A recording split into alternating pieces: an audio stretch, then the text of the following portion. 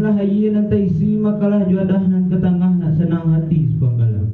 Kalau dunia wana lagi kini, ayi berminum juadah dek makan dek aku ketik mendaru. Mamak jadi niat mamak seratu gitu nombor samu nanado di atas rumah gadang bayi aku. Sekianlah sembah ditibukan ke wakil aku ketik mendaru. Dan itu pula lah nak dijepitkan ke Jawa Beri. Cuma sekian aku ketik mendaru. Telah sampai dan aku minum dong. Saya kira sampai. Sambah kembali ke wakil aku minum dong. Kepada Allah.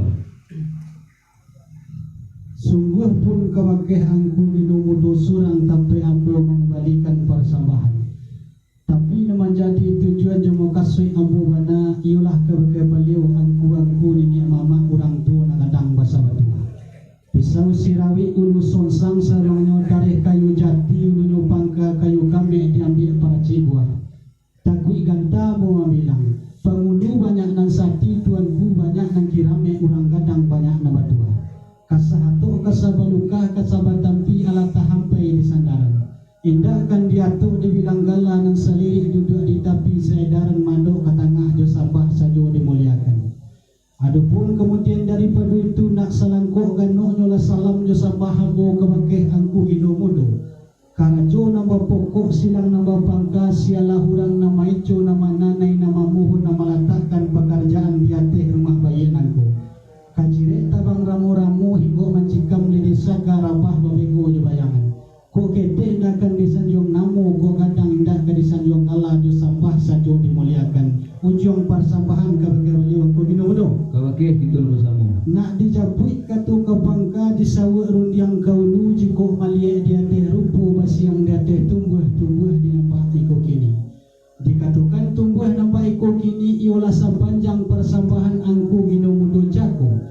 Jika ditarikh diselisih, jika diindang dibabere dicalik kauji paham nyatu titian budi tarang jawatin kearifan. Akan tetapi semantang pun itu ambu sahambu katu tipu langkah selangkah katu sampai Allah alam pelancongan. Basuli bermain budi narusuh kilaf kok tipu senjang berbalik ke nambana. Maku nak jambasu nambakian rancak dituri katu adat.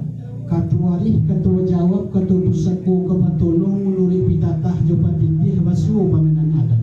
Batanong kulidan suto sajalan ragi juwanang suri di manu talataknya.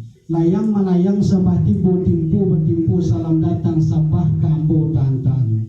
Katu tapegang denan turun yang tersimpan denan rapi. Awak joki nasabat ke laye juwatin nasayu. Katu diletak dalam barih bana disimpan kalimbago diganji rundiang lima pakai menantian ko gidemudo kabakolah. Sekian ko kegemudo. Lah sampai dan ku ketik mendaru. Sakirwalah. Sungguh pula sampai dan ku ketik mendaru latu kini itulah katu dan sebenarnya. Apa telah menjadi buah kebenaran yang ku ketik mendaru tadi ke membau katu juga yo kami tu mana ku ketik mendaru. Kan yo. Tapi walau semantang pun baik itu basu juga itu aku ketik mendaru. Di subarang balai nyurami di selido menjadikan singgah sebentar di lapau. Kok katu surang iyo berlatih katu bersama hendaknya iyo berbayukan. Baik itu adik menangkapau ku ketik mendaru. Cuma sekian. Alhamdulillah makai kan ambo ku hidup. Rancak ku ketik mendaru. Abalio